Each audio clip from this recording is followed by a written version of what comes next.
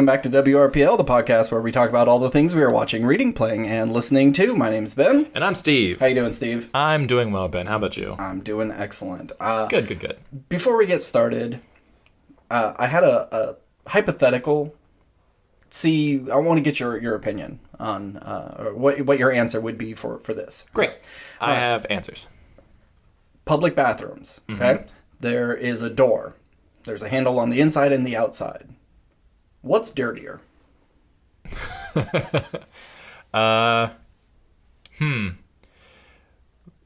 Definitely the inside one. Okay, why is that? I would imagine, well, the thing is, like, okay, you use the bathroom, you wash your hands are now clean, you touch the door handle's now clean. Mm-hmm. But some people don't wash their hands. Sure. Some people, you can wash your hands and it still be kind of gross, or it's like there's now water buildup on the handle, and so now that's getting not moldy, obviously, yeah. So there's that, and then there's you use the bathroom and it's nowhere near the door handle, but you flush, and when you smell stuff or whatever, particles in the air. That's particles in the air. There's just, I feel like there's a multitude of constant buildup of things out there where the door handle on the outside, where while yes, it's dirty from whatever, people haven't washed their hands in a while, they've shaken hands with other people, but I feel like that is a human, that's like the base level dirtiness. It's like, it's been touched by a bunch of hands, but it's hands that are on the same level. But some people, it's like, my hands are filthy, I need to go into the bathroom wash my hands, and they're messing it up. But regardless of that handle could be the most disgusting thing in the world.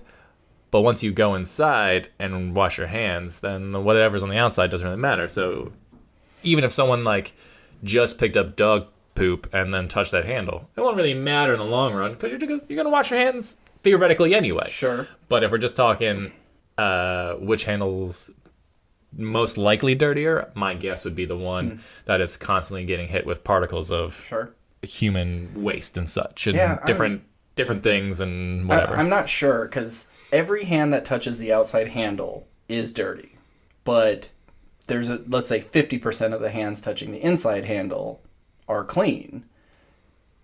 And when you clean bathrooms, I could see them wiping down that inside handle, but not even bothering with the outside one. Sure. So there's a collection of filth. So. But once again, you don't need to, theoretically, because once again, if the handle on the outside is dirty, you're hopefully going to wash your hands on the inside and then get that clean. Sure. And we're not talking about, what handle's going to make your hand dirty. It's just what is naturally dirty. Whereas that inside one can get cleaned and the outside one can never get cleaned. So, I don't know. I don't know the answer to this. I mean, the answer is they're all gross. Yeah, everything's gross. So whatever you think, put in the comments. Let us know. Inside or outside handle. What's dirtier? I mean, there's people who just don't chew gum in the bathroom because, the particles and everything. So, it doesn't really matter. Everyone's gross. Everything's disgusting. Just don't be filthy about everything, Okay. Wash your hands, people. How did we get here again? I had this thought. Because I would go to the bathroom and I'd grab the door handle to go in, no problem. But when I'm leaving, it's like, I don't want to touch that thing. And so I try to use my elbow, or if it has a foot kicker thing, I'll use that. And it just made me start thinking. Now, what's dirtier, all the doors in the world or all the wheels in the world? Just kidding. That's a good one. All right, well, welcome back, everybody. This is episode 32. We are going to be talking about the Northman as our main topic. And as always, spoilers for anything that may come up. This is your only warning. Unless we decide to not spoil something. Yeah. We'll let you know. It's our show. We do whatever we want. Yeah, sometimes things need to be spoiled for you to really grasp it. But, spoilers from here on out. Is there something you want to start with? Or let's start with the stuff that we both have consumed. We got a couple of shows back. Yep. Long awaited. Huge gaps between their last seasons and this one. Partially due to COVID. One also partially to a heart attack. I don't know how much that actually postponed. I don't think much, if it really did, but... Because there's plenty of other actors on there that you can kind of you shoot around, but it's not like the one-man show. Yeah. So for that one, we're talking about Better Call Saul. It's been like 2 years, I think, or a year and a half since I think the last season. episode aired somewhere in like January of 2020, maybe? Somewhere around there. It's been a long wait. The greatest show of all time is finally on the air. I know some people will disagree, and one of the greatest shows. I've gotten a list of things that could be better, but no, this is the best show on TV. It beats its predecessor, and most prequels suck. Most prequels are very bad. Even on, like, you take Star Wars, you take Lord of the Rings, any of these big franchises, all the prequels suck. They're all bad. And this is the only one that actually is better than the original, and kind of makes the original look worse in comparison. But it is kind of unfair. They really learned how to make amazing shows on Breaking Bad and just translate it into this. And there's not a single shot, scene, actor, line of dialogue that is wasted or is bad, unnecessary. It is just absolutely perfect. Mm-hmm. And I love it. The other show is Barry. Barry finally came back. Also, huge gap. It seemed like there wasn't a big gap between season 1 and season 2. No, I think they were, pretty much a year apart. Yeah. Or even less, I maybe. think. It seemed to come and go real quick. But this one, finally, probably, I think it's been longer than Better Call Saul. Probably. I think. So yeah, Barry's back. Will Hader, not Will Forte, not Bill Hader. Will Hader, Bill Hader back as his hitman, wannabe actor, great character, just big goofball, and all the fallout from the previous 2 seasons are finally coming to a head. How you liking this one so far? Well, obviously we're just 1 episode in, but I really enjoyed the first episode. I was a huge fan of the first 2 seasons. It's very hard to blend drama and comedy. Mm-hmm. And both these shows do it so well. Where Better Call Saul does it in a realistic way. Like, you believe these comic moments and these lighthearted moments, where Barry is certainly a bit more silly. Like, I wouldn't believe NoHo Hank is a actual person in the Russian or the whatever Chechnya mob, whatever. Yeah. So it leans more towards the comedy area, and you would of Bill Hader's previous work, you would never think that he's a good actor, but not in the drama sense. But man, is he good? Yeah. He's so good, and incredibly good. Yeah, I mean, he won an Emmy. And Bob Odenkirk still hasn't. Crazy. It's a shame. Yeah. But I'm looking forward to the rest of the season, and where, especially after how season 2 ended and where this goes, it'll be interesting to see how this plays out and where it goes for season 4, because it already got renewed, right?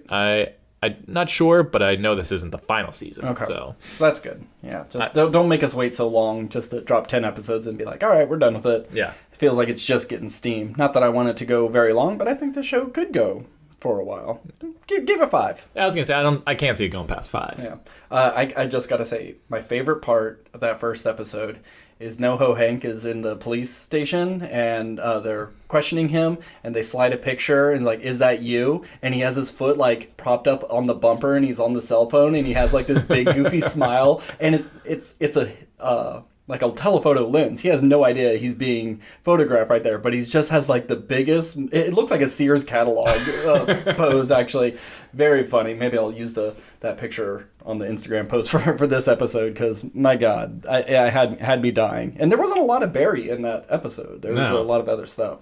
But I think NoHo Hank with his boyfriend, 2 crime lords just working together and being in a loving relationship, good for them. Yeah, just snuggled up in bed, watching a movie on a laptop, eating popcorn, just hey man, I hate Barry, don't bring him up. I lost a lot of friends. Yeah, I lost a lot of friends too. It's yeah, but you still have some friends. Yeah, but all my friends are dead. Yeah, good stuff. Yeah. All right. Let's get it. I don't want to let's get it out of the way. But another thing that we both can talk about.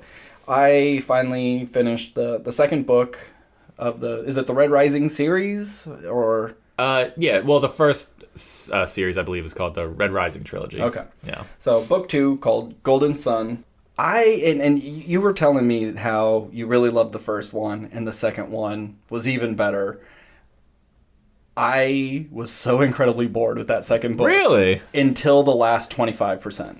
Okay. The buildup of just these people talking and plotting, it was so uninteresting. And it's mostly on me because I'm a dum-dum. There's too many goddamn characters, and they all have really long, pretentious names, and then they also have multiple names. They have their real family name, and then they have a nickname, and then maybe a name that other people call them because they're a legend, and I can't keep a track of anyone. So they would say, oh, so-and-so betrayed us, and I'm just like, is that a big deal? I don't remember this character at all. And then like, oh, this is the big person in charge. Well, it's the big person in charge of this one city on this one moon around this one planet, but they're not the major one. And it's just like, there's so many people. It was hard for me to keep track. So I just kind of like went with it. And by the time they actually started getting into battle and they were like having to cut themselves out of their suits and they're drowning in the mud and giving up razors to people who aren't deserving of it, then it started getting good and interesting, and I really did enjoy it. But yeah, I thought it was kind of a snooze fest. Really? Wow. Yeah. Okay. Well, I mean, I guess if you're looking for an sci-fi action set piece, maybe book 2 wasn't what you're looking for. Maybe I set you up for failure because I hyped these books up very much. Where the first book is very much about action, and I guess book... Yeah, action, but it's like 2 lines of dialogue for action. Sometimes there's not enough detail for me to start like envisioning what's going on, and then it's done, and we moved on to the next thing, and it's like, okay, now I felt like I was kind of catching up mentally the whole time. Whereas this third book, Morningstar, I'm liking the best so far, because now we've kind of whittled down a lot of these characters. Some of these people are like, oh, you remember Soda Pop Joe? And they're like, oh yeah, he was at the academy with us. Oh, he died. And it's like, oh, okay, I don't have to think of Soda Pop Joe anymore. We can focus on this main group. Hey, Soda Pop Joe was one of the greatest warriors of his time.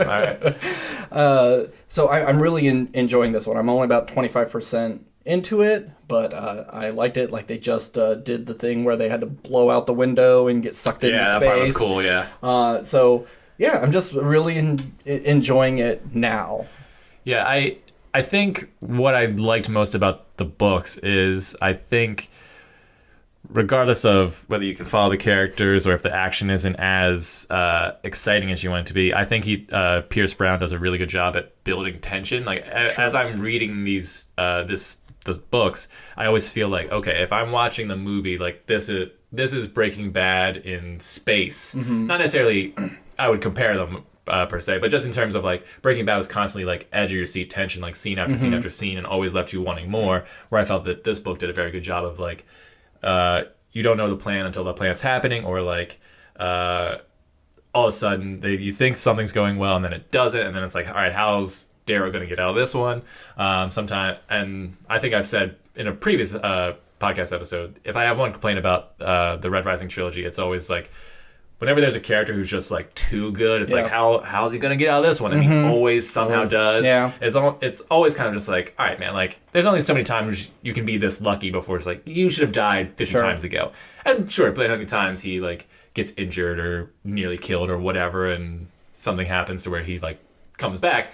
But yeah, I mean, I had so much fun reading these books, and it's a bummer that you didn't like book 2 as much. I apologize.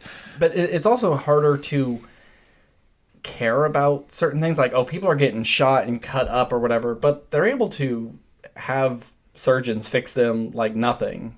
People get stabbed through and collarbones are broken. Like, oh, well, we could heal it. We got all this crazy technology. So I'm never really that worried unless someone like actually gets their head cut off or melted into slush. And it's like, oh no, Darrow got stabbed by someone's razor. And like, who cares? They'll get out of here and they'll fix him up. It'll be no big deal. He just spent like the past year in a coffin, not using his legs and being... Oh, this is book 3 stuff now. Yeah, book 3 stuff. And being tormented. And then it's just like, yeah, well, we sent you back to the people that turned you into an Adonis the first time, and now you're better. I mean, maybe you're not as good, but yeah, you're better. So, sure. I don't know. Stakes are a little low, even though it's this huge galactic thing. Right. Well, I mean, yeah, if you're going to jump however many years in the future, 1,000 years in the future, Yeah. whatever the time this is set in. It's like, oh, well, of course there's technology that essentially makes some people almost immortal. And of course we would have ways to boost our physical abilities and become super soldiers. Like every human could just be a super soldier if we really wanted them to. But I don't know. I think that the way it's presented, like, yeah, they have the right out if they wanted to, but I think that's just constant sci-fi. Like all sci-fi has, oh, we need a thing, we have a thing. Yeah. But I think it does it in a way where you can still not be sure if the character's going to make it out, but when you're only a third or a quarter away in the book, you're probably going to go like, oh yeah, well, he's fine. Yeah, he's fine. But this is also just when they're making the movie or the TV show, this is going to be the episode where like, oh, is he going to die in this episode? No, he's fine. Yeah. So I from a story perspective, like as you're reading it, yeah, it's obvious, but at the same time, it serves the story, I think. Sure. Severo's turning into a little prick as of right now. Yeah, getting too big for his britches, little bastard. You're talking book 3, Severo. Book 3, Severo. Yeah. Yeah. Yeah. Severo definitely is not the fun character that he is in the first 2 books, because obviously Severo's the fan favorite of this trilogy, and for good reason. He's certainly the coolest. He's the one people. He's funny. He's funny and badass, and gets all the like cool lines and cool fight sequences and all that stuff. And there's so much like, oh, I was on your side the whole time, and actually I'm the leader of this group, but I'm pretending to be the leader of this group. And there's just so many, especially, and even in the first one, it's like, oh, we're brother and sister, and our dad is this important person. And there's just a lot of those like reveals of family stuff. And yeah, you could only do it so many times before there's dwindling impact of those reveals. Okay. But I think you should read Ender's Game, and I know it's something. I have read Ender's Game. Really? Yeah, just the first one. I haven't read any of the sequels. Okay. I think I started the second one, but I mean, I read Ender's Game in middle school. Okay. So I think it's you should been read it a long time. Yeah, I think you should read it again, because yes, it is another story of someone is so good and they're going to get out of every situation because they're just so damn smart. But there are people who are smarter than him on the team, and some of the other books aren't as good because it's like, oh, these people grow up and now they're like warlords in their own home countries, and it's not that interesting. And then, Ender goes to another planet after leaving to help another species, and some of those have interesting stuff, but it's not everything in the series is good. I would say Ender's Game, and then the one where it focuses on Bean. That one I think is actually better than Ender's Game. Those 2 books I highly recommend for anybody. Everything else, it just depends on how much you really care about the world. But I do like the prequel books on those, the first Formic War. Those are really fun, and I would love to see if they ever decided to make any of those and started from the very beginning. It's funny how you were just trashing prequels, and I know, but these prequels are great. I know. I really like those books, because you get to see, kind of, because in the original books it's just like, oh yeah, we've had 2 Formic Wars and it was bad. Moving on, and we don't really know what exactly they did. They kept saying like the scorching of China and stuff, but we don't really know what that means. So going back to our first contact, like the aliens aren't even at Earth by the end of the first book. It's just like seeing their ship way out in space and knowing it's coming. And so I don't know, they're really good. First Formic War, Ender's Game, those are good. All right. Well, I hope you enjoy Morning Star and end on a good note. I mean, I really liked Morning Star, and certainly has the biggest battles in the series for sure. So I hope that tickles your fancy. Is like, if as just a trilogy, is that a good ending right there, or does it leave it to be like, no, you got to keep reading to get the full story? No, I would say it ends in a way that feels complete, so you would never need to read 4 and 5.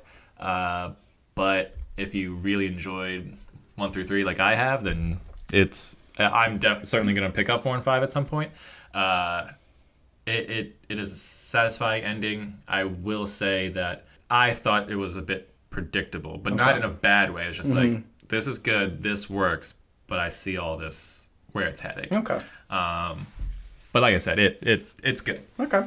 In my opinion, but I've also told you that the second one is great and you're not liking it at all because book 1 is here's the introduction and here's the action Hunger Games set piece, and then book 2 here's all the tension and world building that you're going to need for the final confrontation in book 3, and book 3 is just like all uprising stuff. Yeah. And I worried before I started the Game of Thrones books. I was like, the show has so many characters that I had trouble keeping track of. How am I going to do it in book form? But because I had seen the show already and I knew those characters, it was easier to follow along in the book. Whereas this, you just have so many characters, and I don't know what they look like because he doesn't always describe everybody. Sometimes he's very light on his description. So when I'm thinking of these people, sometimes I'm imagining like Darrow wearing like He-Man's outfit. It's just like a cape and underwear, and then other times like, oh no, he's kind of in a battle suit for this, and I don't know how he sees the world. So it's hard for me to imagine it. I'll agree that his descriptions of characters aren't particularly detailed, but I actually don't mind that. Typically in books, like if you just gave me the vaguest description, it's more fun for me to sort of. Sure. It's like I think the defining characteristics for most character is like hair color. It's like Darrow has red hair, Mustang has blonde hair. Doesn't matter, but like these characters have very vague descriptions. But I would recommend also just googling like fan art, because there's a bunch of stuff and you can sort of at least have an idea of. But Pierce Brown has a bunch of stuff on his Instagram. Okay, well, I bring it up because in a lot of books, someone has blue eyes, and say like blue squinting eyes. They would use that often with that character. They mention their name and they'll mention their eye color as something. So it's like, oh yeah, I remember that character. But when you just give a bunch of names, it's just like, okay, these are just soldiers, I guess. I don't really know who they are. They're just people, part of this group. Sure. And maybe I could be totally wrong on this.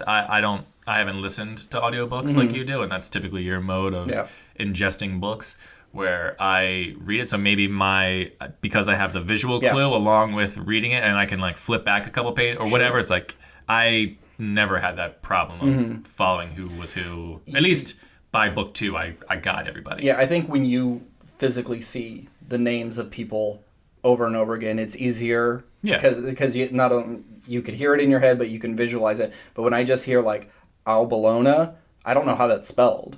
Sure. And when they say it a whole bunch of times for a bunch of people, it's like, I don't know who this is anymore. So yeah. So that's your fault. Yeah, so be smarter. No, I don't have time to sit and read. Be more smart. There are things to watch. Why am I going to look at a book when there's TV? So I'll listen to a book. Well, if rumors are to be believed, this book series will be a TV series in the next couple years. Cool. Easy. So. And then I can watch it and go, oh, that's what they're talking about. This is way better than an audiobook. Yeah, for sure.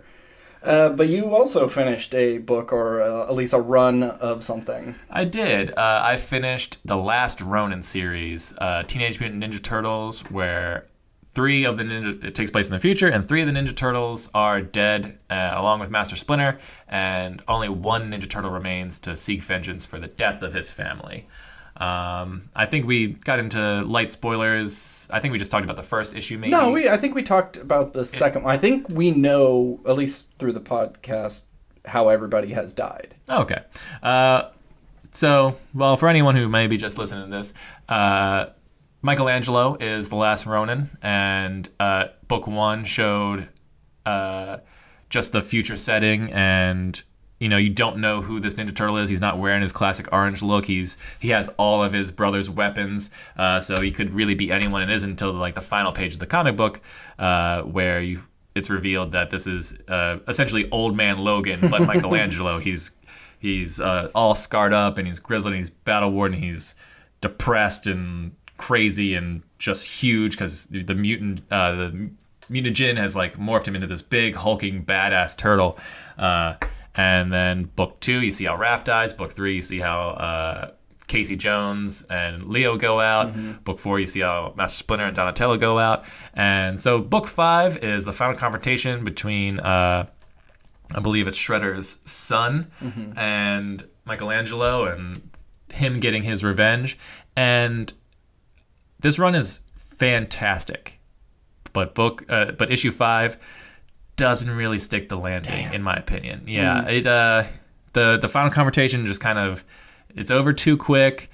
I think this series could have done with a little bit more time. With you see April O'Neil and her daughter Casey becomes sort of Michelangelo's pupil, but you don't really get a sense of them like really building much of a relationship. Like she's clearly really enjoys Michelangelo, and Michelangelo is happy to like have someone in his life again, but you don't really see this relationship like bloom very much.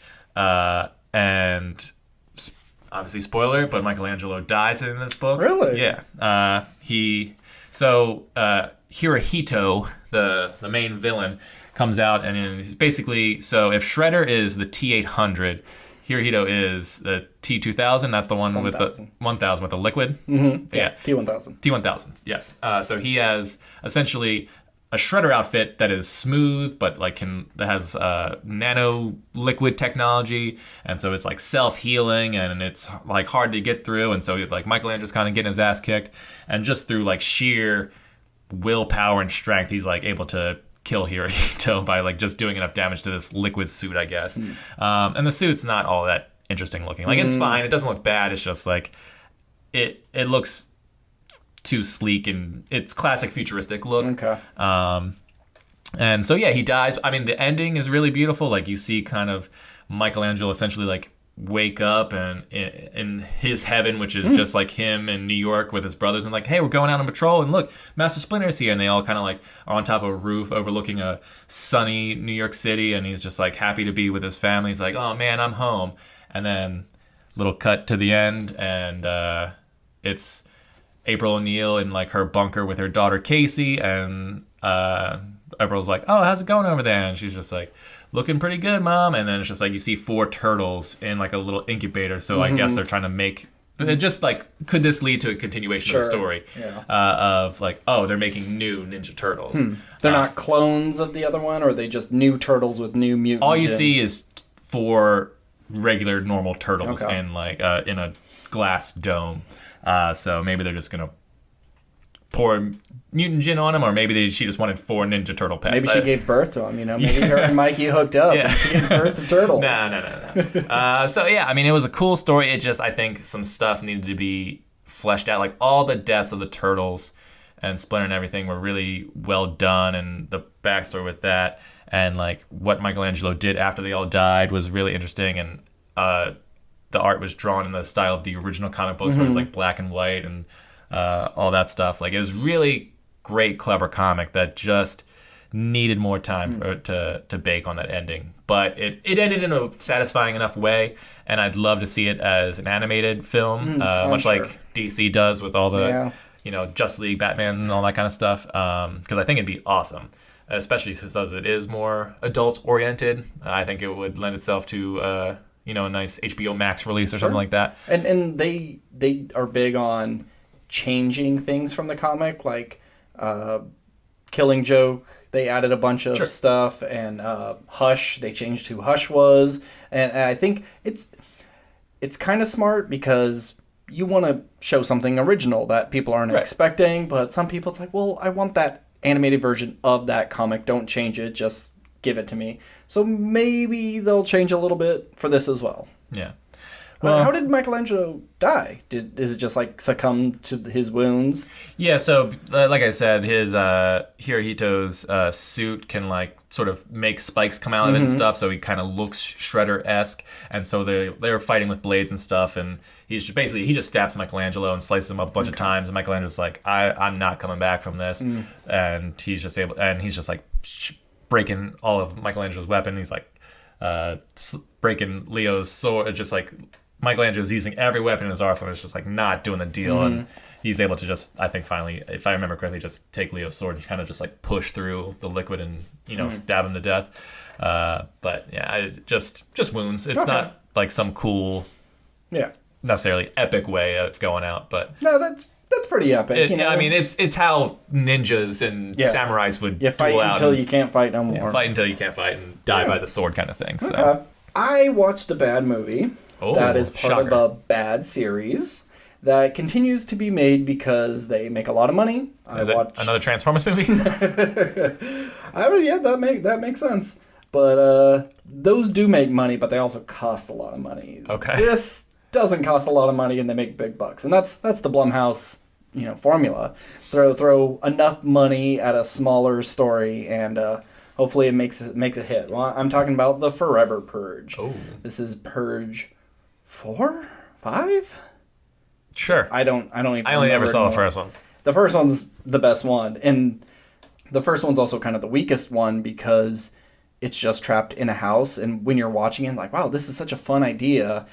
Everybody gets to kill for one day, and we're stuck in this house. What's going on in the cities? Well, by the time they do that, it's just what kind of crazy masked monsters can we have patrolling the city? It's a Saul film. Yeah, what kind of weird traps, the blood and guts of it all. And so this one's a little different. You have your right-wing extremists that it's more about border patrol and immigration, and they're sick of all these dang Mexicans coming in from the south, so we are just going to do the Forever Purge. Purge doesn't end, doesn't matter. They're not part of the government, it's just a fringe group. And it would make sense if it's just like a small town in Texas where it takes place at, but it actually is like Vermont. No, it's like nationwide. Like they do more like terrorist work than any other terrorist organization that I've ever seen, and they kept it quiet. Like the government is completely blindsided by this. They actually have to do martial law for the entire country to try to get this under control. But there's no way you're going to have all these redneck racist assholes all across the country keep this quiet without anybody know what's going to happen. But pretty much it's, a farmhand and his wife, they came from Mexico a year earlier. This is their first purge, and they're working on a ranch with Josh Lucas, and he's a little racist. He's not like super racist. He even says like, I don't dislike Mexicans. I just think we should all stick to our own kind. There's no reason for us to like work with each other or crossbreed or whatever. But then, of course, they got to work together and they got to help each other and they become more like family. And then his daughter ends up being born in Mexico. So his daughter's Mexican technically now. It's not that bloody. It's not that gory. And it's just like all of them. It has an idea like, oh, well, we can use the purge to deal with immigration. But they don't really do anything with it. They don't have anything really to say. They just go, we got some cool masks and this general idea, let's do that. And there's a lot of dumb stuff. Like they're driving in a semi-truck because Canada and Mexico opened their borders for 6 hours. And like, America's having a hell of a time with this Forever Purge. Anybody who gets across will take you in, but you only got 6 hours. So they're trying to flee to the border. And they're in this huge semi, and all these motorcycles come up next to them, and they're shooting all these cars, and they're trying to, they're telling the guys in the truck, like, pull over. And they're like, should we hit him? No, don't do it. Like, you're in a fucking semi. Just run these motorcycles over. You're in the purge. Who gives a shit? But of course, they hold up the flag of the terrorist group, and they're like, oh, they're one of us. So they back off. But it's like, you just have to just pull your wheel to the right a little, and you're going to take these guys out. And it's just a lot of stupid thinking. Sure. Where it's like, I don't want to be thinking. Yeah, I don't want to kill. I don't want to take part of the purge. But then later, they're just running through the streets shooting anybody who runs right at them. So it's a very bad movie. It was more enjoyable than I expected it to be. But yeah, just like all the Purge movies, they're bad. And this one has really bad sound effects, like really obvious gunfire that you've heard before, and things going like ba-ding when they bounce off of stuff. Just almost cartoony levels of bad sound effects. But yeah, skip it. It's on HBO Max, but you could skip it. It's not interesting. Great, I will. Yeah. Now, it's like... It seems like I'd be interested if this purge scenario did exist in our world. It's like, okay, well, we did the purge, and obviously there's a bunch of racists in America who, like, the number of minorities who were brutally murdered during the purge, like, greatly outweighed the number of white people who were killed. It's like, oh, so, okay, we're doing the border thing. It's like, okay, last year for years, the immigration... or the line between Mexico and the U.S., just like tons of Mexicans were murdered, and it's just like, oh, what an atrocity. It was like, well, this should have been the movie where it's like, okay, this is where we take back. It's like, we're tired of getting shit on. But then again, it's like, if you don't want to be in the purge, what's worse, Mexico or U.S. with the purge of racism? I don't know. I think there's something there where I don't want to say race war. Delete. I cut all this, but I'm pitching you an idea here. Yeah, and I'm figuring it out as I go. It's just like if the idea is, oh, well, we're protecting the line during the purge. It's like, well, if you're doing this every year and every year you guys are just like massacring Mexicans, it's like there should be a time where the Mexicans go like, okay, we're gonna take this now, and then just like fucking eviscerate everybody. Sure. In some regards, like, oh, you think they're winning this whole time, but really it's a trap, and then the Mexicans had a plan this whole time, and like they're the ones who were just like just annihilate a ton of racist assholes. Yeah, but the problem with this series is like they don't have any ideas besides one for 12 hours you get to kill people. That's as deep as it goes. It really should, I think, instead have been in a small stakes anthology series where I'm gonna pitch some shit. Okay, yeah. So if the first one was great because the concept was new and interesting. There's a purge that lets peace 364 days a year, but one day a year it's hell on earth, and then you have it stuck in this house. And it's like, yeah, this might not be the most exciting. It's a small budget horror, but it works because it's well acted and well directed, and sometimes less is more, and it can work that way.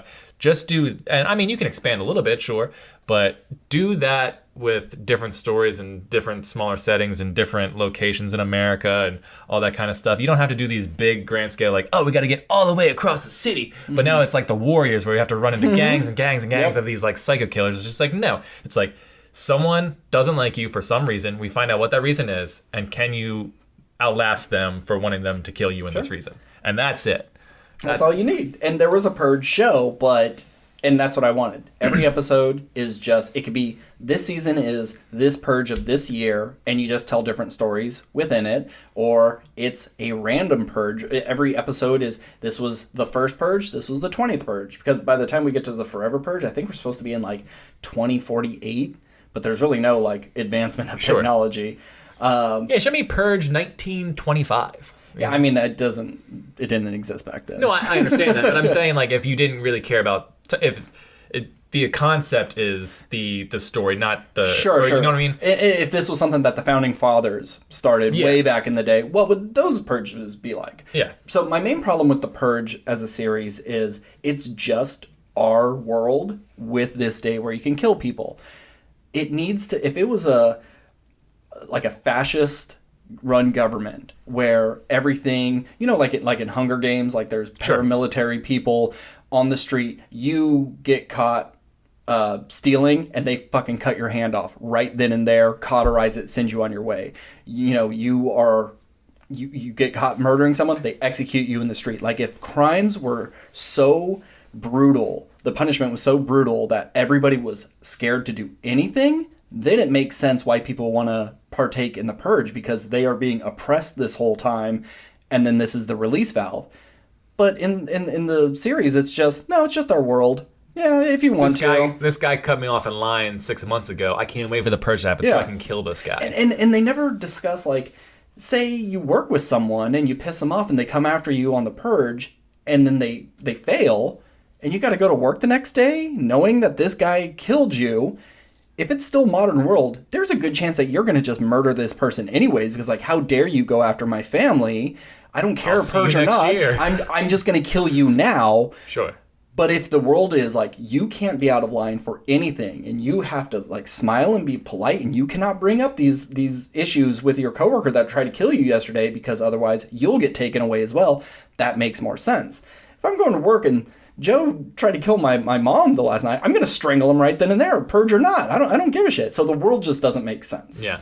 Or even, like, and this is just a minor nitpick, and maybe they've explained in the movies and you can tell me if they have, but, like, imagine you work at a company and you're an essential worker to that company, and there's, I mean, clearly tons of people who are important, and it's like, what's the hiring process? Yeah, have you ever purged? Yeah. It's like, oh, well, we're Target's closed today because half of our staff was murdered in the Purge or participated in the Purge last night. Yeah. So, but that's why everyone wears masks, so you can't really be, like, judged. Sure, and that's fine. But I just mean, like, if half your staff was murdered last night, is it just like, sorry, everybody, we gotta, like, wait? Or do you, like, does every company hire a bunch of people and then notes. It's like, well, this is only temp. This is like a temp week or whatever. And if anyone's still alive, you can come back to work. Like, how does that work? I don't know. And that's what, like, they need to explain these sorts of things. And, you know, a bunch of the staff dies and you go to the store and it's closed and it's like, oh man, we have to come back another day because they got to do their restaffing. There's just a lot of little things like that they just don't cover. And when it came to the show, I was really hoping it would be an anthology series. Just throw some ideas out. So imagine like a nursing home, and there's all the nurses and doctors who work there. They every year they lock down with the elderly because like if we just leave them be, their kids are going to come and like murder them so they don't have to pay these, you know, rising bills or anything. These people deserve respect, so we're going to lock down with them and protect them, and that's their story. But there's, say, a nurse on there who's sick of these old people shitting the bed all the time and being disruptive, and it's like, you know what? This patient has been on my nerves this whole year. I'm going to take care of them. So you have that dynamic of having a killer in your midst and trying to protect from the outside world. Yeah, the place is locked down. You can't get out. And then it's like, oh yeah, you can't break in, but if I'm already in pretending to help, I can easily kill these people. And I think, and that lends itself to, you know, the old man character who's like, I was in the war, and then so like he's the one who sort of has the battle strategy or something. It's like, I'm going to get us out of here, and like, oh, he would be a cool character, and it's like he's kind of like your leader, along with whoever's like running the old folks home. But at the same time, he has like dementia, so he's constantly like going like in and out of like whatever. So you don't know if he's a reliable source. Yeah. You could do some real cool stuff in old folks home. I love it, Ben. Let's write it. I got one more. Okay. So like, you know, a man's sister was raped and murdered by some guy.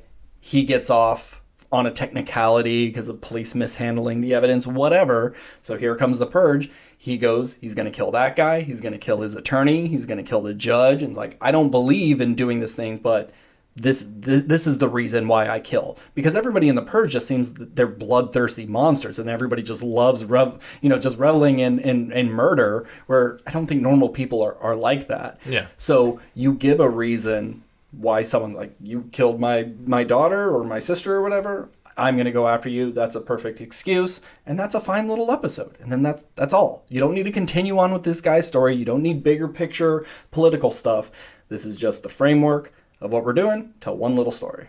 And there's tons of little stories like that. But I guess the series does have a, you know, maybe some of that, but it does have an ongoing thing. Right. So, well, once again, this podcast only proves that you and I should pitch movie ideas and we TV just need show to be in ideas. a room with our snacks and our video games and our TV, and they come in and go like, we're thinking about a Purge TV show. And I'm like, I got it. It's an anthology series, and here's a few things off my head. Oh, that's great. And then they could go off and write it, but they have to use our framework. They just have to run everything by us first, please. Yeah. And it's like, you don't even have to pay us necessarily huge salaries. It's just like anything that gets put into production, we each get like $10,000. And so we get like 10 shows in the year. That's $100,000 a piece. Give me 0.1% of the profits of anything that you come to me for, and it gets. If my idea leads you to make anything, money, even if you drop my ideas, but I gave you the spark. Yeah. Just give me 0.1%. Yep. Put us on retainer, baby. Yeah. We got this.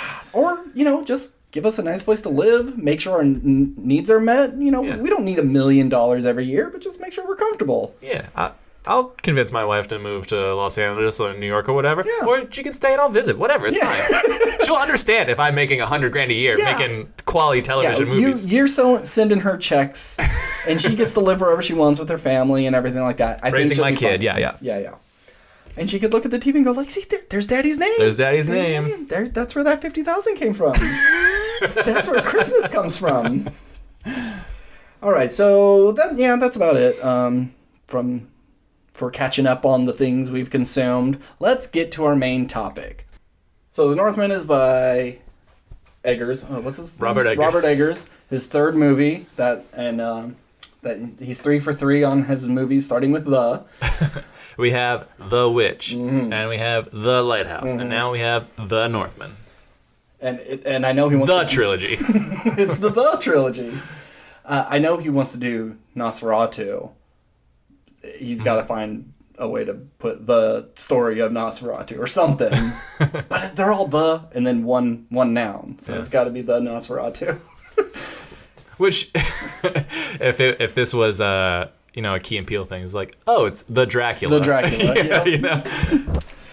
Written and directed, story by Alexander Skarsgård. Go ahead. Yeah. He was just very much wanted to make a Viking movie. Correct. Kept pitching it to Eggers, and then they did it. Yeah. Another COVID movie that was like about to start filming. I think actors were flown in and they're ready to shoot, and then everything got shut down. And it always makes me wonder how different, because the weather's going to be different, where you place the camera maybe off a few centimeters, how the actor is feeling that day. It's just because the Batman got pushed back a little bit. And how different would these movies really be? Would we get very similar shots with just minor changes, or would it have been completely different? But it's for the multiverse to know. Yeah. So where to start? You want to give us a quick synopsis of the Northman? Sure. Alexander Skarsgård plays Hamlet. Yes. Hamlet. Yep. Or Amleth. Yeah, I think it's Hamlet. Yeah, but it's spelled with an H. Yeah. I looked this up, and apparently I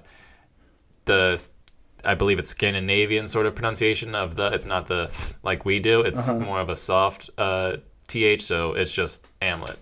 You're not really getting the lisp with it. Okay. So anyway, we're just gonna say Hamlet. And his father is a king, and one day as a boy, his uncle kills his father and takes his mother, and he wants to kill him as well, but he is able to escape, and then he comes back to seek his revenge some years later. Pretty concise, yeah. That's the bare minimum story. Yeah. Apparently, this fable, short story, whatever it was called. Legend. It was the inspiration for Hamlet. Which, as soon as they said his name was Hamlet, and I was like, and his uncle kills his dad. Wait, is that... Did they just take Hamlet and make this movie? Yeah. But this is the story that inspired Hamlet. Yes. I was like, oh, okay. So that makes sense. This is a little on the nose, guys. It's an Icelandic version of The Lion King. Yeah.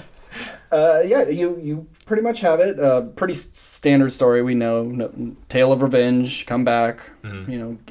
Kill your father's killer, and save your kingdom. But there's more than meets the eye. He watches his father get like 6 arrows into him, stabbed a bunch of times with spears, and then beheaded. Yep. Took like 3 swings to get that head off, but what a way to go! And he had like an arrow right in his neck. Oh God. Yeah. Poor Ethan Hawke. But so he gets on a boat and rows away, gets picked up by what were they called? The Roars? The Russ. Yeah. R-U-S. These crazy wolf, bear, barbaric men from the woods who go to villages and slaughter people and take slaves. Yeah. And so he grows up to be like not a great dude, No.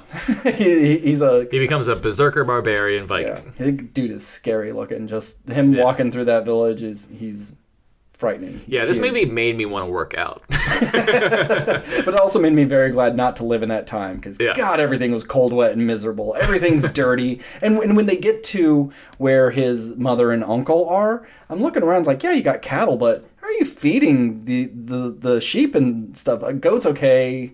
They're just grass, man. They're just grass. Yeah, I know, but it all looks like dead and frozen, and I don't know how people lived. How do you farm? I don't get it. It just looks like an absolute miserable place. I mean, beautiful. Yeah. But miserable. Yeah, I mean, this movie is definitely shot beautifully. Mm-hmm. Robert Eggers' movies always are, but his first 2 movies were very small scale. Like there wasn't like necessarily sweeping vistas in The Witch because you were just basically in this kind of open area surrounded by woods. And it was meant to be dead and dying, so it's not going to look so it's not going to look pretty. And then The Lighthouse was shot in all black and white, so even if you got kind of like wide shots, it's not pretty looking. Where this movie, certainly you got a sense of like the land and everything, and it definitely looks like, despite it being cold and wet and miserable, it still looked beautiful. Yeah, it really did. Pros and cons. Let's do some pros and cons. What did you? Well, actually, before we did you even like this movie? I did, but my issue with it is I think it's a good movie. It could have been great, and I'll tell you why in a little bit. Okay, but I feel the same way. Like, I gave it an A- because I felt that there really isn't a lot that I dislike about this movie. Yes. It's very good.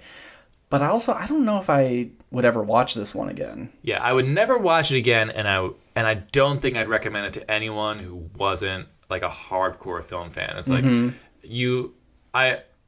this wouldn't be the Robert Eggers movie I give to you. I would give to you The Witch of the Lighthouse. And then it's like, oh, if you like those two, then watch The Northman. But I think that if you're going sword epic kind of stuff of revenge, there's a ton of them, and there's a lot more that I would enjoy more than this one. See, I thought you were really going to like this one because it reminded me a lot of The Green Knight. I'll get to it. Okay.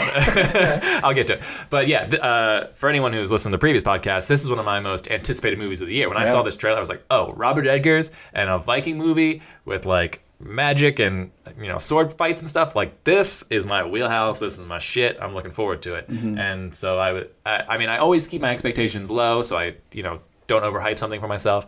But I was slightly disappointed with this film. Yeah, I wasn't super hyped for this because I don't love period pieces. Mainly, I don't like period pieces that are set in, you know, like England with fancy dresses and aristocrats and stuff like that. But even westerns and war, I'm just not a huge fan. And I like my sword battles as much as the next guy, but I want it to be a little more on the fantasy side and less reality. So this wasn't, even though the trailer looked great, it wasn't making me nearly as excited as anything else that he has done. But because of the director, I'll see whatever. He wants to do a Western, I'll do it. He wants to do a romantic comedy, I'll be there. But I like this movie. Yeah. I'd say there's only one thing, and it happens multiple times, but there's only one part of it that I wasn't super impressed with. And that's the fighting, the sword fighting. Okay. I felt a lot of it just felt staged. It felt like everyone's hitting their mark and hitting the beats, and it didn't feel like that fight scene in Troy is like really good, and it's very choreographed. That fight scene is awesome. It's amazing. It's very choreographed, but it feels natural. This just feels like, I'm gonna swing my sword, get your shield up, got my shield up. Oh, I dropped my shield. What do? Oh crap, he's 2 seconds late to swing to kill me, so I'm just gonna stand there and take the hit. Yeah. There's just a lot of fake fighting that took me out instantly. And then once the story kept going, I got drawn back in. But then as soon as they start fighting, except for the final fight at the volcano, I think the final fight's great. Is really good. But all the fighting in between just felt real staged. And I don't know if, and I agree, it certainly looks staged, especially from the kind of like the invasion scene. The fake one shot coming in. Which I loved, but it was obvious where the cuts were. Oh yeah, for sure. Way more obvious than a lot of movies. But yeah, anyway, I don't know if the fighting just kind of looked stale because it's supposed to be, you know, it's not your kung fu movies. It's not trying to be fancy. It's like, oh, these guys are brawlers. They're not trying to like do a bunch of fancy moves and like dodge. It's just like, oh no, we're like the Hulk in human form. Yeah. We're just either going to take the hit or block and then just strike once and then it's over. I have the power to be able to just, it doesn't matter what you're wearing, this is going to hurt. Yeah.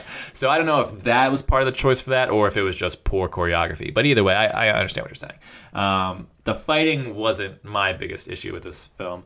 I guess we'll get into, let's continue with the pros. Okay. So we both agree, shot really well, looked really well. What do you think of the performances in this movie?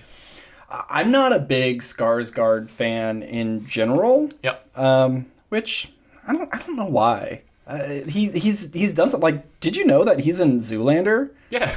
Like, And then, that's the first time I've ever seen him in something. Was Zoolander. Yeah, I just didn't realize who it was. And then when someone said, like, oh, he's in Zoolander, I knew exactly who he was talking about. I was like, Orange Mocha Frappuccino. like, okay, duh. And looking at his IMDb list, like, okay, there are things that I do like him in, but there's just something about it that I just don't like the Skarsgårds. I like their dad. Yeah. Yeah. Stellan is good. Yeah. I think Alexander's just been around a long time, and he's been in a bunch of stuff, and he never turns in a bad performance, I would think. Kong versus Godzilla. Sorry. Yeah. I forgot he was in that. I thought you were talking about the Tarzan movie, but I never saw the Tarzan movie. You know what? It's not as bad as it well, there you go. Is. Well, other than that, I guess. I've never really seen him put in a bad performance. It's just I've also never seen him do a performance where it's like, man, this guy's good. Yeah. You know?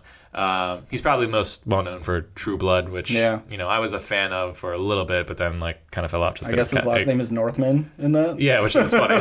Which he also was a Viking who then became a vampire, and so I was like, it's his heritage. Yeah. I mean, that's where they're from. Like, if anyone's gonna look like a Viking dude, it's this guy. Yeah.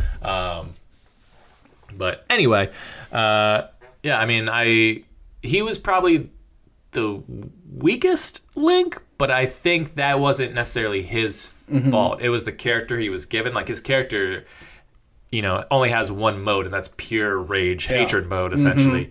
And I mean, they gave him a little bit to do with Anya Taylor-Joy, which also I didn't really buy their relationship. Sure. Like, it was fine. I could see why they would get together. It's like, he's a handsome, hunky man who's just covered in muscles. I get it. She's very pretty. And they both are on a quest to kill these guys. I think it's just you are my best bet to get out of this situation. Yeah, 100%. So it's like, whether there's actual love, maybe eventually, but it's just like, no, you're the big guy. Oh, and you're going to kill people anyways? Yeah, I'm hooking my wagon to you. Yeah, I mean, that's how I kind of read it. And, at the end, I kind of felt like we were supposed to believe that these two were truly in love with each other. And maybe at that point they were. It was fine. It's just fine. Yeah. The build up to them just kind of going from, oh, help me out with this thing, to just okay, well, we're together now. It didn't really feel earned. It was just we're just here because we have to be. It was kind of more fun when they were scheming. Yeah.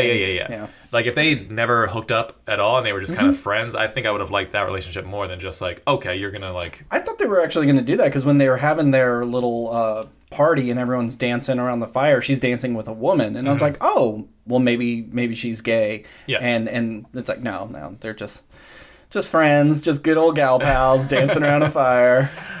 So anyway, Ethan Hawke is only in it for a little bit, but I think Ethan Hawke's great. Yeah. I love that little weird scene of them being like dogs and stuff. Yeah. And William Dafoe wearing a gimp mask and everything. William Dafoe has one of the coolest fucking voices in movies. I love whatever weird... I gotta ask a question about him, because I had to go to the bathroom. When he goes and talks to the, high wizard guy, he has the head, that's Willem Dafoe's head, right? Yeah. Do they show that it's Willem Dafoe's head, or are we just supposed to know because we can tell of Willem Dafoe's crazy cheekbones even on a corpse? Yeah, it's just crazy. No one else on the planet looks like William Dafoe, so that's what that head is. Willem. Not William. Shut up. Willem. It rolls off the tongue that way. I know how it's spelled. Willem Dafoe. All right. Willem Dafoe. Big Willie Dafoe. Well, I went to the bathroom. Okay. When it was just okay, this looks like a lull. Cool. And then I come back, and then there's this shaman guy holding this corpse head. I'm like, God damn it, did I miss something important? But I guess not, because he just sends him on his quest to get the sword. So I think I'm okay. But I was thinking, really? Willem Dafoe? This is all? He gets 2 scenes in the first part, and then he's just a corpse head? That's it? That's all they brought him in for this? Okay. I mean, everyone is, except for...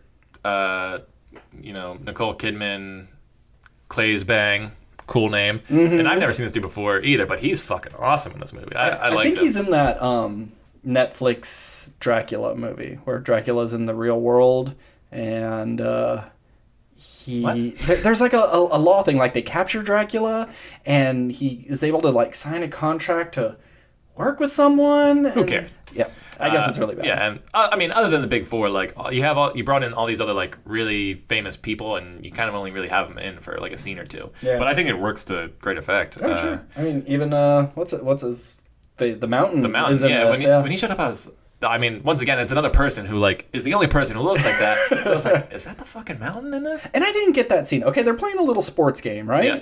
And he was about to like kill the leader's son. Isn't he part of the leader's like team? Why would he do that? Like, it's not like they came across some other tribe and then went like, oh, you here for another game of whatever? We'll see whose tribe is better. They were all part. It's like slaves versus the king. The what is he called? He's not the king. He's the chief. The chief. The chief's men, and he's about to like bash his son's head in. Was that going to just fly? Well, it's all fair in the game. I didn't get that. Yeah, I mean, I'm not sure if he was necessarily. I think he was on the chief or chieftain's team, but it wasn't like one of his guys. I think they just got a bunch of big dudes who are just like, we just want to see you guys kind of like battle it out. Yeah, they didn't really explain that, but it could have just been a thing of like he is in a sense of pure rage at this point. It's just like, I am going to win. I'm going to hurt anyone who's in my way, because you saw him just like annihilate dudes' faces with these big lacrosse sticks essentially, and then so like, oh, this little boy is here. I'm just going to crush his skull too, because who knows? Maybe he didn't even realize it was the guy's son. I don't know. It was a bold strategy. It didn't pay off. It didn't pay off. He got his face caved in. Yeah. Which is funny, he caved in Oberon's face, or at least his eyes, and now he got his face caved in. Time's a flat circle, baby. Yeah. Nicole Kidman. Bjork's in this. Bjork, yeah. Who I knew she was in this, but then I forgot. So we only see her very shortly at the beginning. For one scene, and then went away. And then as it was going on, I was like, hey, when's Bjork going to show up? And like, oh yeah, that old lady, that probably was Bjork. Oh yeah, Bjork's probably an old lady now. Well, no, Bjork was the weird witch chick. Yeah. Oh. Yeah, but she was still kind of like an old lady. Oh, okay. I thought you were like, when I think of old lady, I'm not thinking of like some weird shaman chick. I'm thinking of. Well, let's see. She is 55, 57. Either way. Old enough. But yeah, super cool look. Really.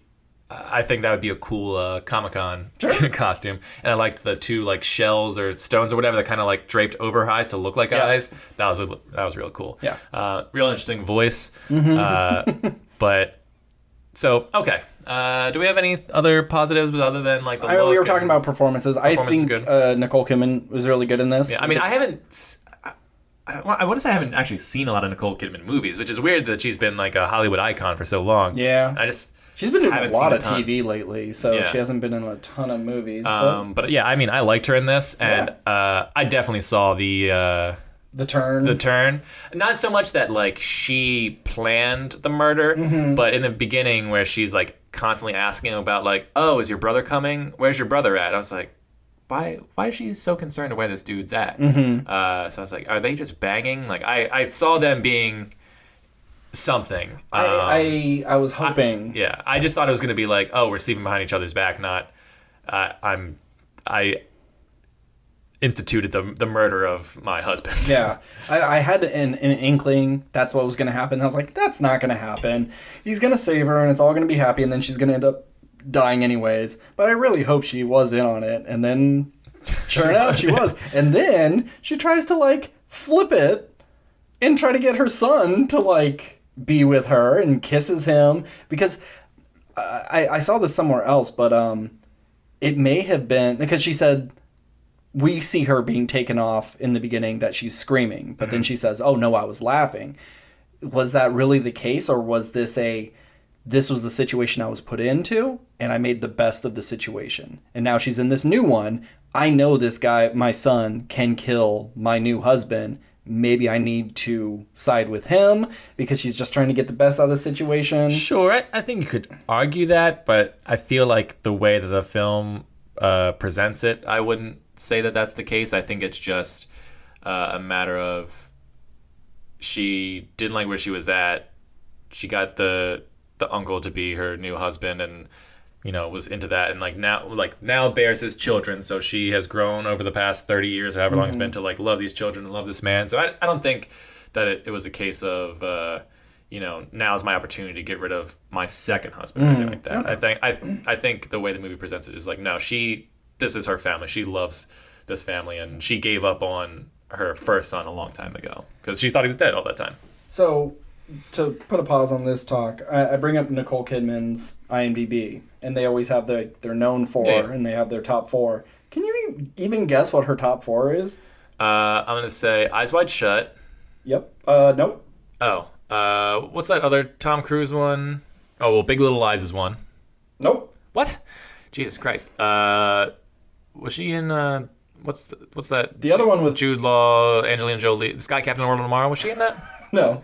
Cold Mountain's one. Cold Mountain is one. Jesus Christ. That's number 4. I did see Cold Mountain. Cold Mountain's good. It's been a long time. I don't really remember it. It's the only movie that Renee Zellweger's in that I was like, she's good. Yeah. Well, I remember seeing that movie thinking it was like a Civil War action movie or something like that, because that's what the trailer made it out to be. And then it was like a 2.5 hour movie of like romance and like sex scenes with Jude Law. And I saw it with my mom when I was like 12. And I was like, oh, this is not what I thought this was going to be. Anyway. All right. So Cold Mountain. What's that one with Tom Cruise and they're like Irish and they Far and Away? Is that one? I didn't. Okay, it's not even considered one of their good movies. No, I know, but I'm just trying to think of Nicole Kidman. One is obvious and one is not, and the other one is like, oh, okay, yeah, sure, but I would never think of that. Give me a hint for the obvious one. It's a musical. Oh, Moulin Rouge. Yeah. Well, give me a hint for the non-obvious one. It's tragic. And Aaron Eckhart's in Oh, it. yeah, Rabbit Hole. Yeah. As soon as you said tragic, I knew what it was. I love Rabbit Hole. I thought that was a great movie. But really? That's one of Nicole Kidman's, like, Well, I think she was Oscar nominated for it. That's probably why. It seems like one of those movies that came and went that nobody remembers, Rabbit Hole. It has a really great poster. No one's seen Rabbit Hole. I saw Rabbit Hole in theaters. I mean, I was working at the theater at the time, so it was free. We're built different, Ben. I know. All right, what's the last one?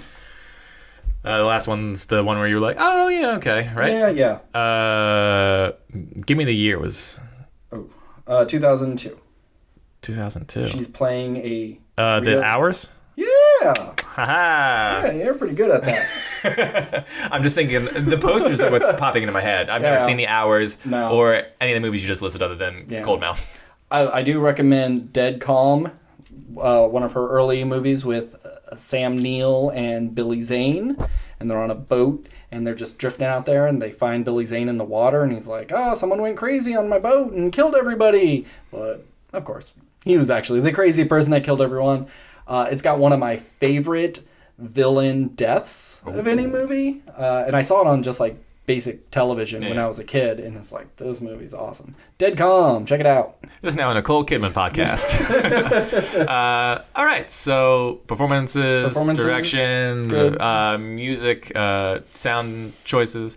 I really like the chanting stuff. Sure, but nothing really stands out to me. Yeah, nothing really stands out. Yeah. All right, I think it's time to get into the cons. Okay, I mean, I already did my con, so you hit me. I have a few. One, sometimes it was hard to understand what he was saying because a lot of these guys are like deep, gravelly voices, and he's like and they're doing person. like accents. Yeah. So my biggest complaint with this movie is I think it's good, but it could have been great, and I think it needed to be either more accessible by having a character that the audience could sort of get behind, a little bit more endearing. Like, give this guy... Like a Simba. Shut up. Give this guy another mode besides, like, the dealer of death. Yeah. And you try to do it a little bit by giving him Anya Taylor-Joy's character. But he doesn't seem to, like, open up to her, it's really. like, it's not like he's opens up, he's not smiley, doesn't seem to have joy in being with her. It's just like, I'm not angry right now when I'm with you, but all I can think about is killing the people who have wronged me. Yeah, even to the very, very end where it's like, we can leave this all behind, we can sail away, have our children. Nope, sorry, can't do it. I know we're already on the boat and we're already sailing away, but I'm going to swim back and die because I can't let go of this one thing. And and like you said, you enjoyed their teaming up stuff. And like the line in the trailer, and I think it's such a cool line. It's like, you have the power to break men's bones, I have the power to break their minds. And like, all she does is just throw mushrooms in a pot. Yeah. Like, I wish she did more. Like they kind of pitched her as like this sort of sorceress chick, this earth druid, but like, she doesn't really do much of anything. No, because I think they really wanted to ground this in reality. Yeah, and that's fine. And that's where the Green Knight comparison is. I think this is the combo pack, the Northman and the Green Knight for sure, because this movie, like The Green Knight, also has these weird, legendary. Or I guess legendary. Yeah. Legend. Sorry, let me rephrase. Yeah. These fantastical moments of seeing the Valkyrie ride through the sky, or seeing the family tree that hangs from the corpses of your ancestors. These dream sequences where they're talking to the dead or whatever, or he fights a zombie at one point in this movie. But the problem is, because it's grounded so much in reality and just has these weird bits that are essentially all dream sequences, where the Green Knight leans into the fantastical element, or needs to just stay with the realistic side. And this is where it needs to be either Braveheart, Gladiator style, where it's like you like William Wallace because he loved he was a lover first, and he went on his revenge quest because they killed his wife and they were oppressing his people, so he rose up and took on England. Like, that's a character you get behind, and that didn't have any necessarily super weird sequences. Like, yeah, he looked at his ghost wife from time to time, but he was a likable character. That was a revenge story that was fun to watch while also being super violent like this. You have something like Gladiator, also super violent, where you had a character who was like the leader of men, who was the general of the entire Roman army, and who was a character who loved his family, and once again they betrayed him, and it was his mission to seek vengeance on Caesar or Commodus.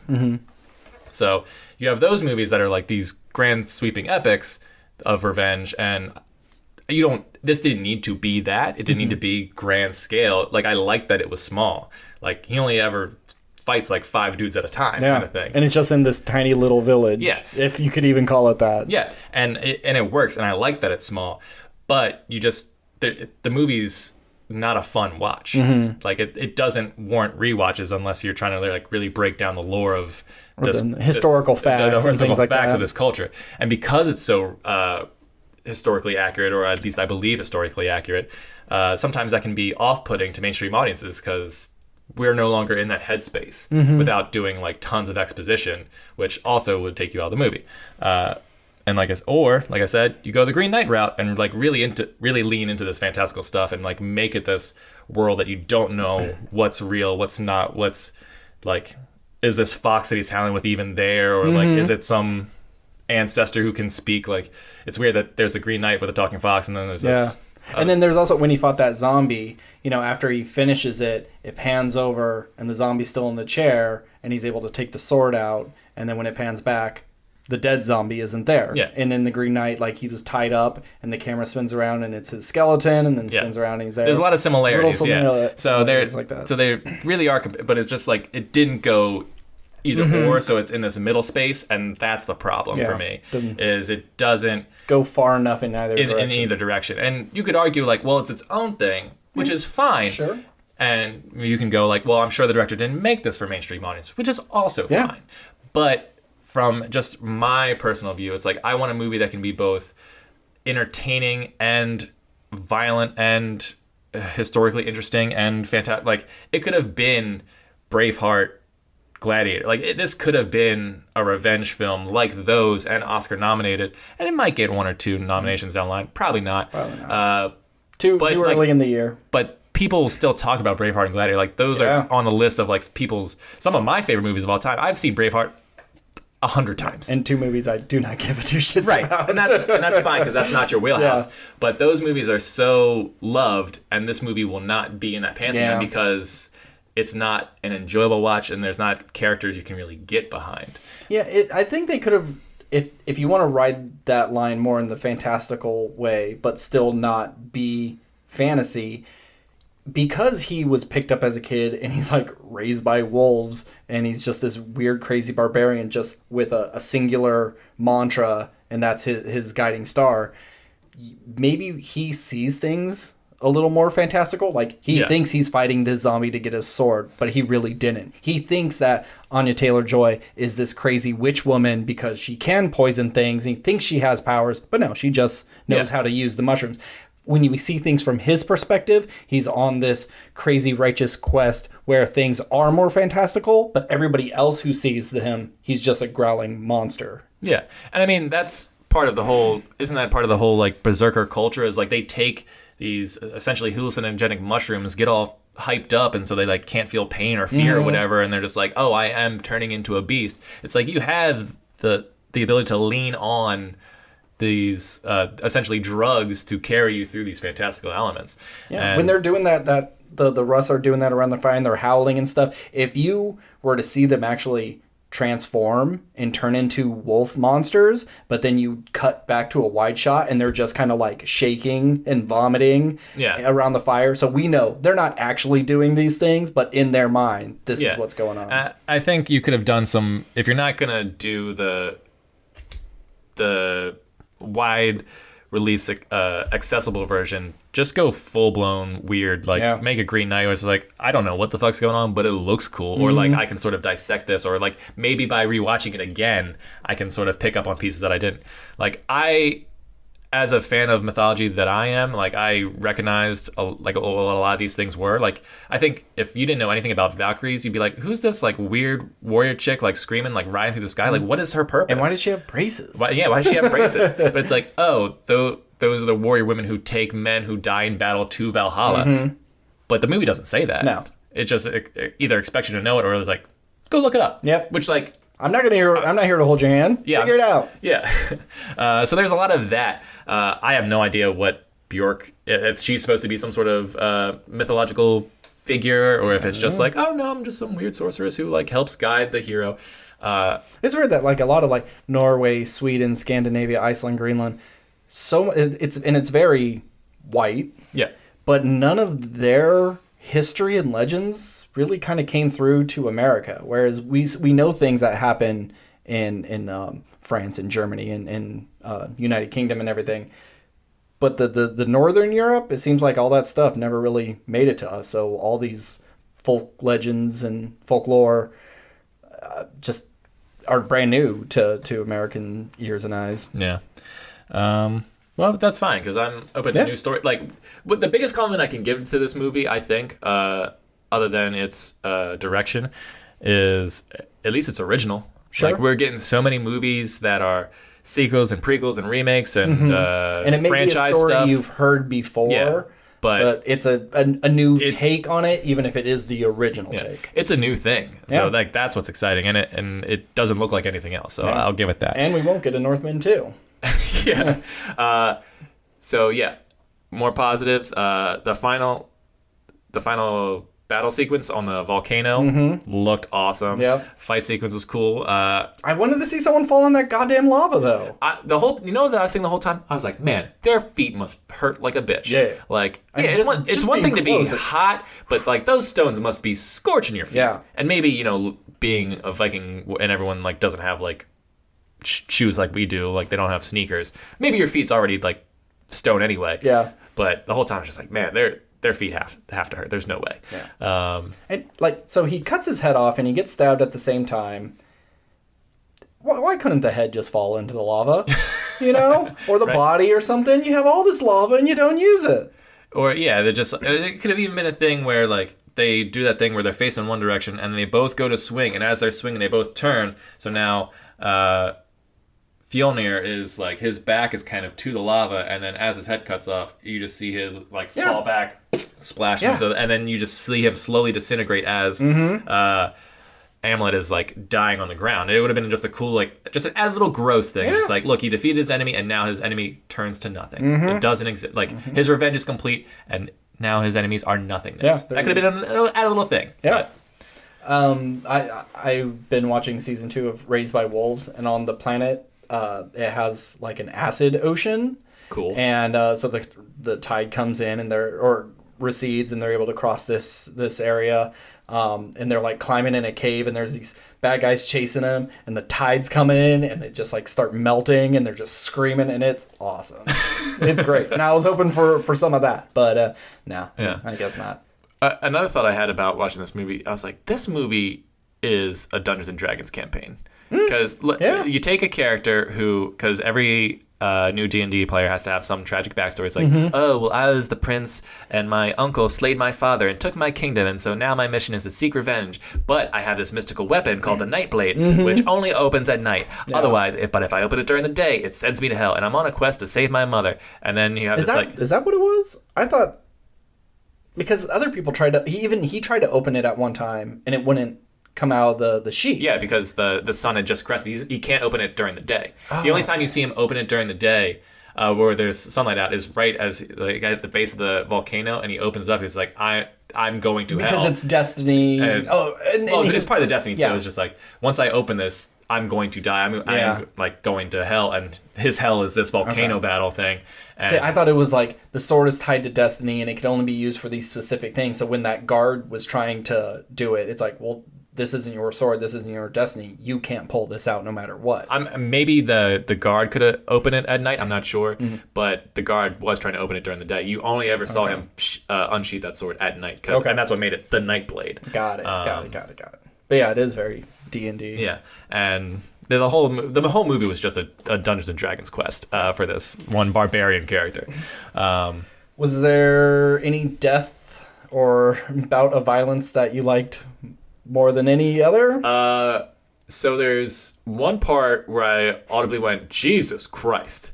Was it the horse? Yeah. The man horse? The man horse. I should say the men horse. I did not see that coming. Yeah. So there's a sequence in this movie where Hamlet kills two of Fionnuir's guys, and you don't see him kill them. It just cuts to the next morning, and then you just see a bunch of people looking at something, and then the camera pans around, and he had nailed severed body parts into the shape of a horse on the side of this building, and it is so grotesque. Yeah. I only ever saw kind of one episode of Hannibal, but I think an episode of Hannibal did a totem of human body parts, and that's what it made me think of. And I was like, that's disgusting. And you only really get to see like a quick glimpse of it, but it's still but just know exactly what you're seeing. It's like, Jesus. Like I went out loud. I was just like, Jesus Christ. Yeah. So that part was shocking. The one that made me wince was the sword in the nose. Yep, that's the other one. Oh my God. Like, I looked away. So there was when he was a kid, his uncle's man tries to grab him and he cuts off this dude's nose. And so when he returns, that guy is still in his employ. And it's just one of those classic things of this is the main henchman he's going to have to defeat. And so he's going through the village later and he's just taking all the guys out. And he pins him up against the wall, and he just slowly pushes his sword into his cut off open nose cavity. Oh, it is awful. And you could see his hand. It's like as soon as the blade would hit his brain, his fingers start like twitching. It's awful. I'm so tight right now. But cut that. No, that's staying in. Besides that, and like there's a guy that got hung upside down and like his dick cut off, and but yeah, like all that like after stuff like doesn't remember. I was like, oh, that's pretty fucked up. But yeah, none of that stuff. But it's like seeing the actual action is. So for anyone who hasn't seen the movie Green Room is fucking awesome. It's amazing. It's one of the best movies of the past decade or whenever it came out. That being said, it has multiple scenes where I can't believe what I'm seeing. It is so realistically grotesque and violent. It is off-putting. Yeah. And this movie rides that line. I wouldn't say The Northman is unwatchable with violence, but it rides that line close to where it's like, if this gets any more blood, like this isn't like it's taking me out of the movie because I enjoy violence. I don't want to see like gore. You know what I mean? Sure. I do want to see gore. I know, because you're a sick bastard. But like I don't want to look at anything that's making me like look away, And Gladiator and Braveheart had their fair share as well. And there was a lot of limbs getting cut off in Braveheart, but it wasn't excessive. And it's like you saw a leg go flying. You don't see spouts of blood, and you don't see like tons of guts hanging out, at least from what I remember. Yeah. And I don't. Yeah, and it's like when you see people get decapitated or like limbs cut off, it's so quick a lot of times, and it almost seems like cartoony. Not necessarily cartoony, but it's like that's a fake limb. Yeah. And obviously these people aren't getting killed in the movie, but it's just when you see someone slow die and like it's not quick and you just like you're with them every moment, that's when it's like I don't want to watch this. I don't want to see people suffer. It's like either kill them quick or like make me sometimes, like I said, less is more, and that's why people cut away to stuff. Because once it's like too graphic, you're like, oh, you're gonna push your audience away. But like, I'm glad they don't do you see it from the guy's perspective, and the sword's getting closer and closer, and then you see the guy, and he closes his eyes, and then it cuts to black. Yeah. Like, I think you need to see the sword going into this dude's nose. I think if you're gonna, this is the kind of movie where this is warranted. Like, it fits in this world, it fits in this purpose. It's not a light revenge movie. It's I'm going to brutally murder every single person for what they've done.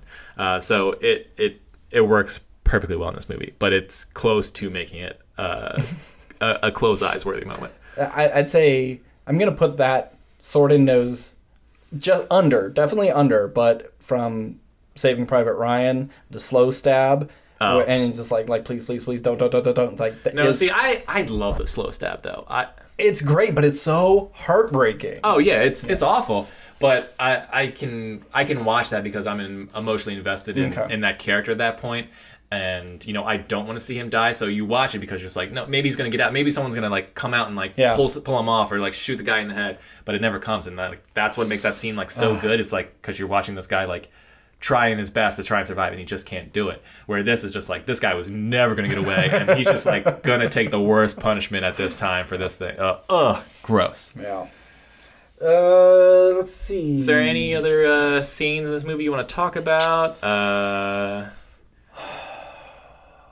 But another real quick con, I didn't love all like the world tree or family tree stuff. Like, I didn't like the visual aspect of it. It's kind of cheap looking. It looked real cheap. Yeah.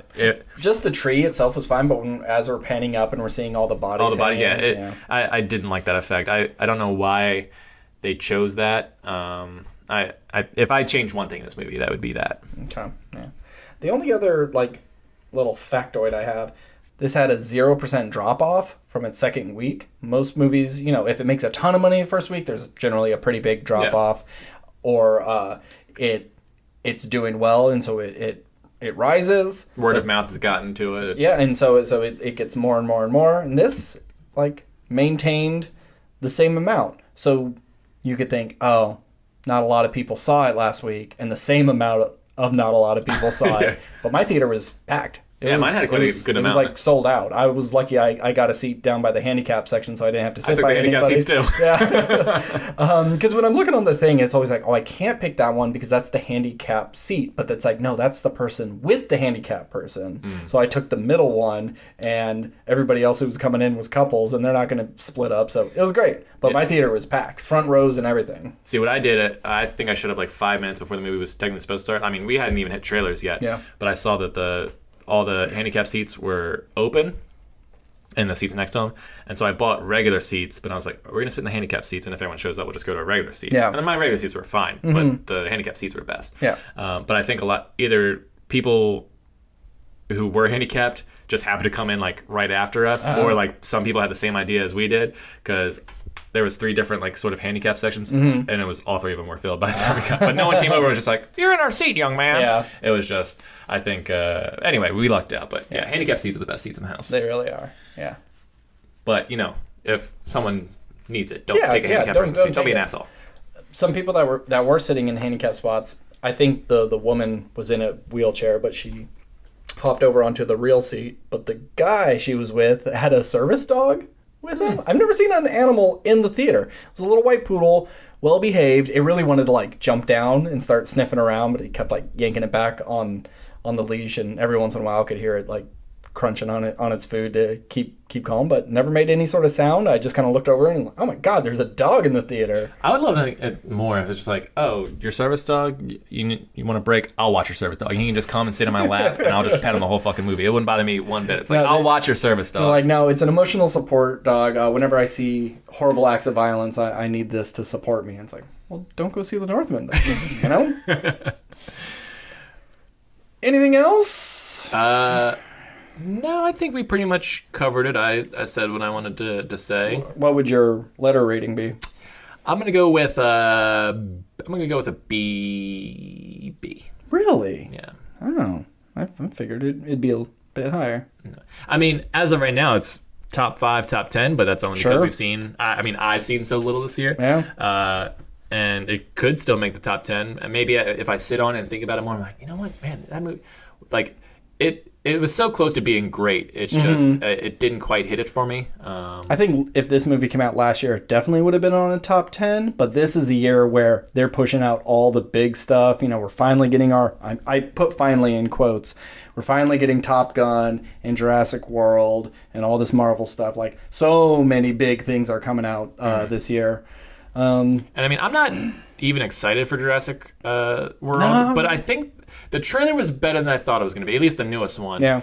And so I sat there and I was like, oh, God, I didn't like the last one, but I'm going to see this one. And, you know, what else am I going to do that week? And I want to clarify, I did say in our predictions episode that it was going to be the highest grossing film of the year. Jurassic World Dominion. I still, and then maybe I even said it in the episode, I still believe that. Because I think it's unfair to say, oh, this Marvel movie. Of course, the top 5 highest grossing films are probably going to be Marvel movies. So this is the highest grossing film after any Marvel movie that beats it. Like, you take out all the Marvel, this will be the highest grossing film. Okay. I'm going to just clarify that. And so next week, Doctor Strange and the Multiverse of Madness. Ooh, I can't. There's going to be a lot to talk about. It's going to be a long podcast, friends. Yeah, I think we're going to have to cut it. If we finished anything, we might have to save it for the next episode. Yeah, because I don't have anything planned to finish next week. You know, any of the mini TV shows I have. So, yeah, it could just be a pure Doctor Strange episode. And also, we'll get the first trailer for Avatar 2 before. Yeah. Which, thank God they're doing that. Like, that's how it was. Before YouTube, obviously, you had to see a trailer in theaters. And they would promote movies that way. See the trailer for blah, blah, blah before this. And people would go. And that's how that movie makes extra money. Because people was like, well, we saw the trailer. We might as well stay for the movie we paid for.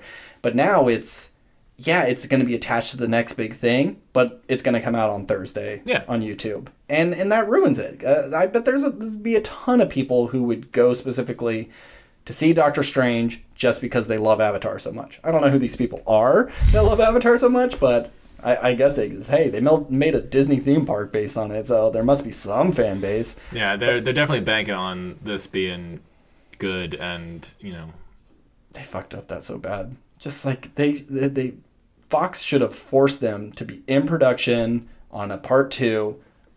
2 weeks after its opening, and they saw the numbers, they should have forced James Cameron or took it away from him. I don't know what his contract is. The highest grossing movie of all time for a decade. Yeah. The only thing that took down Avatar was the Avengers. The Avengers Endgame. Yeah. And like not even a new Star Wars movie was able to do it. No. And it's like, how did they not capitalize on it? It's ridiculous. Yeah. Because we would have been on our 4th Avatar movie, at least by now. I haven't seen Avatar since 2010. Yeah? I know I saw it in 2009 when it came out, and then I owned it for a while, so I'm sure I watched it at least once, the following year. Like the director's cut, the extended edition or anything? I don't know if I watched the director's edition. But anyway. Maybe we should do a rewatch but I think I would like to do a rewatch of Avatar. Okay. Because I remember liking that movie. It's a good movie. It is a good movie. Yeah. It's just like, it's not an original. It's original in its world and its look, but it's not original in its story. Right. So, kind of like the Northman. Yeah, I want to see if the effects hold up, if it, still looks just as good, or if it's a little wonky, and how it's going to compare to this new one 13 years later. Yeah. James Cameron hasn't directed anything since Avatar, correct? Outside of maybe, ocean documentaries and stuff, Yeah, I don't think so. Because I think if he did... He's just been producing shitty Terminator movies? Yeah, or just you can put my name on this. Yeah. It's throw me some money. Terminator since mine. You guys really need to see it. No, we don't. No, we don't, James. Dark Fate sucked. Dark Fate was one of the worst Terminator movies. Genesis is better than Dark Fate. I may be in the minority of that. You heard it here, folks. Ben loves Terminator Genesis. I had a good time with it. It was fun. It was different. It was different with retreading all the same shit we've seen before and going back to the time periods and the characters and everything that we've seen before, but then changing it a little. I liked it. The actors are bad. I thought Salvation was okay, but it's also been a long time since I've seen Salvation. Salvation is wasted potential. Yeah, wasted potential for sure. But hey, you like Terminator? Watch Sarah Connor Chronicles, because that's a pretty good show. And and then be mad at yourself because it ends on a cliffhanger, and you'll never get a resolution to that. Or you know what? Just watch 1 and 2, and that's it. Yeah, 1 and 2. 3's watchable. Fine. It's fine. 3's watchable. Yeah. All right. So yeah, that's next week more than likely. If you're listening to this, our episode of our 10 movies that should be turned into video games episode should be up. So, listen to that one again if you haven't. Exude more confidence, Ben. We're good at what we do, and people like us. And if you're a movie producer, TV producer out there who want to hire us to pitch your stuff, 'cause that's what you need. More idea guys. More idea guys. We're the ones. Yeah. Because all those writers and directors, they're not creative people. Yeah. They can do the thing, but they can't think of the thing. Yeah. If we have the $1 million ideas, you just provide us the people who, we're the Steve Jobs of movies and TV. Yeah. We're big picture guys. Mm-hmm. You get us the people who get it in the small, minute details, and we'll all make a bunch of money together, baby. Yeah. You need someone to come up with a movie based on title alone. We're your guys. Yeah. You throw a title at us, we got you. You know what? Give us a color and an actor.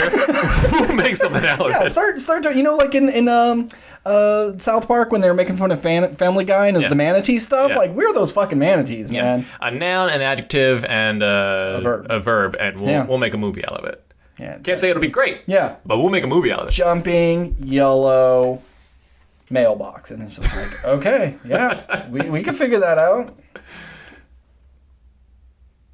So tune in next week for Jumping Yellow Mailbox. We'll have a brand new... We'll have that whole pitch for you, and it's going to be good. I'm picturing Pixar, No. But I'm willing to go to DreamWorks. Yeah, so we'll take the jumping lamp from Pixar, and the yellow mailbox will be... It's kind of like... It'll be like Brave Little Toaster. It's like they were friends. Oh, okay. And here we are, Ben. We're already at it, baby. We got it. You already have the lamp, so why can't it be friends with other inanimate things? Yeah, and they maybe the yellow mailbox, it's so it never moves. It's in one place, and so but it has seen across the street the lamp in the window jumping up and down and being useful, and it's going through different places in the house. Cause it's the light bulb's on this house, and it's and so it just comes to life. It's I want to be like that, and so it's this mailbox's journey. It's and the things are constantly being delivered to me. Everything, these things that enter my mouth have seen the entire world. Yeah. I don't know where it's coming from. I've only ever been here, but that lamp in the window, that's my friend. He inspires me, and then that sets this mailbox on a journey. Maybe there. Oh God, how did we get here? There's those punk kids who are just we're going mailbox smash, and it's it knocks the mailbox off, and it's and it crumbles, and then it gets put in the trash, and then you follow this journey of this mailbox. It's where it's gonna end up, and it gets picked up in the trash. It's and then it's picked up by some artist junkyard dude. It's oh, I'm gonna turn you into a piece of art, and then it travels to New York, and then it sees the big city. God, I'm a fucking genius. I mean, you went big with it. I was just imagining them looking at each other and they're trying to communicate, and he's waving his little flag. Yeah. Oh, there's gonna be all that. And he's trying to talk through Morse code with his little lid, and then the light is blinking Morse code, and so they're able to talk to each other. And there'll be a part where it's nighttime, and you see the light bulb get unscrewed by the owner, and it's what's that? And then you see a new light bulb get screwed in, and then it's a red one, and then you see a lady kind of undressing, and then the mailbox mouth opens up, it's oh my, its jaw hit the floor. Yeah. It's whoa. Yep. That would just be a funny little bit. Mm-hmm. Yep. All right. I may cut all that. I mean, it's fun. No, I keep it in, man. Okay, I think I'll keep it in. Maybe that last part with the naked lady bits or whatever. But man, the fact that my brain went there, I'm impressed with myself. I'm quite proud of that. There are some pitch. parts where you tell me to cut something, and I do, and I'm just I really wish I left that in. Sometimes I'm just Ben, Steve, I don't want to cut this. Ben, I trust you, man, to look out for my best interest. Yeah. And whatever makes the podcast fun and entertaining, and if I have some funny bits, put it in. Just don't make me out. Just do your best and not make me out to be a racist, sexist asshole. Because those jokes are for you and I. Got a lot of editing to do. This is going to be pretty hard. All right, let's wrap this up. All right, well, thanks everybody for listening to episode 32 of WRPL, The Whirlpool. I've been calling it The Whirlpool for many episodes now. It's just WRPL. Yeah. But Yeah, if you want to get in contact with us, our email is wrplpodcast@gmail.com, or we're on Twitter and Instagram @WRPL Podcast. Hit us up with anything you want to hit us up with. And as always, I'm Ben. And I'm Steve. Good night.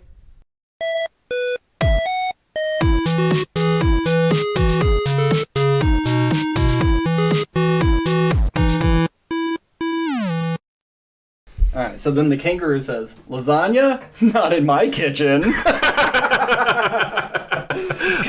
Classic. So good.